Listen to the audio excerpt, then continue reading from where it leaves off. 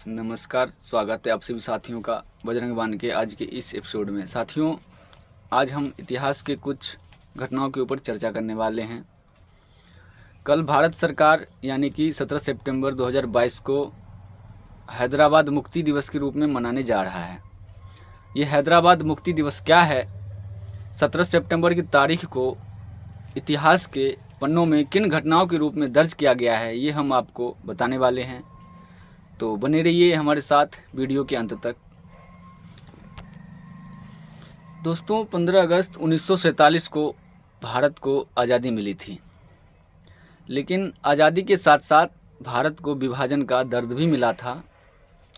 भारत की आज़ादी से ठीक एक दिन पहले यानी कि 14 अगस्त 1947 को भारत के टुकड़े किए गए। भारत के विभाजन के फलस्वरूप विश्व के मानचित्र पर पाकिस्तान के रूप में एक नए इस्लामिक देश का उदय हुआ। शेष भारत का जो भाग बचा था वो अलग अलग टुकड़ों में बटा हुआ था। 565 अलग अलग रियासतों में भारत बटा हुआ था। इन्हीं बटे हुए भारत को एक करने का काम तब के केंद्र सरकार के गृह मंत्री सरदार वल्लभ भाई पटेल जी को सौंपा गया। सरदार वल्लभ भाई पटेल गृह मंत्री रहते हुए इन कामों को बखूबी अंजाम दिया और इस अखंड के बटे हुए टुकड़ों को एक करने का काम किया। इन्हीं रियासतों में 3 रियासतें ऐसी थी जो या तो स्वतंत्र रहना चाहती थी या फिर पाकिस्तान के साथ में जाना चाहता था। इसमें एक रियासत था जो हैदराबाद का रियासत, जिसका शासन एक निजाम के हाथों में था। हैदराबाद का निजाम मीर उस्मान अली हैदराबाद के 7वें निजाम थे।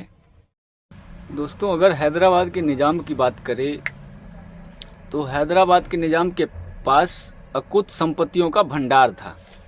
उनकी कुल संपत्ति 13,000 करोड़ रुपए की आसपास थी। निजाम के पास अपनी खुद की सेना भी थी, जिसकी संख्या 24,000 के करीब थी। निजाम का खुद का रेलवे लाइन था, उसका खुद का रेडियो ब्रॉडकास्ट सिस्टम भी था, टेलीकम्युनिकेशन सिस्टम भी था। हैदराबाद के निजाम की एक मुसलमान था, लेकिन वहाँ की कुल आबादी का 85% हिस्सा हिंदुओं की थी। इन 85% हिंदुओं की आबादी के ऊपर हैदराबाद का निजाम इतने अत्यधिक जुल्म किए, अत्याचार किए, जिससे त्रस्त होकर वहाँ की जनता भारत सरकार से मदद की अनुरोध की। और तब के भारत सरकार पंडित जवाहरलाल नेहरू और गृह मंत्री सरदार वल्लभ भाई पटेल ने ऑपरेशन पोलो का निर्णय लिया।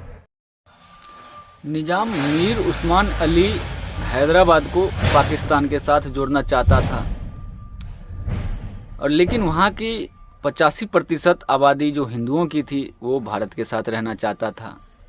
इन सब के बीच भारत सरकार हैदराबाद को अपने हाथों से जाने नहीं देना चाहते थे। तब भारत सरकार ने ये निर्णय लिया कि हैदराबाद को सैन्य बल से, कूटनीति बल से, चाहे जिस तरह हो, भारत में मिलाया जाएगा। और होम मिनिस्टर सरदार वल्लभ भाई पटेल को ये काम सौंपा गया, हैदराबाद को भारत में विलय करने का। गृह मंत्री सरदार वल्लभ भाई पटेल ने भारतीय सेना को ऑपरेशन पोलो लॉन्च करने का ऑर्डर जारी किया और भारतीय सेना ने 13 सितंबर 1948 को हैदराबाद के ऊपर हमला कर दिया। तक चले इस ऑपरेशन ने हैदराबाद के निजाम को घुटनों पे ला दिया। तब जाके हैदराबाद की निजाम 17 सितंबर 1948 के दिन भारत सरकार और भारतीय सेना के सामने सरेंडर किया और हैदराबाद के भारत के विलय पत्र में अपना हस्ताक्षर किए। इसी के साथ हैदराबाद का भारत में विलय हो गया और निजाम शाही का अंत हुआ। हैदराबाद फिर से अखंड भारत का हिस्सा बन गया।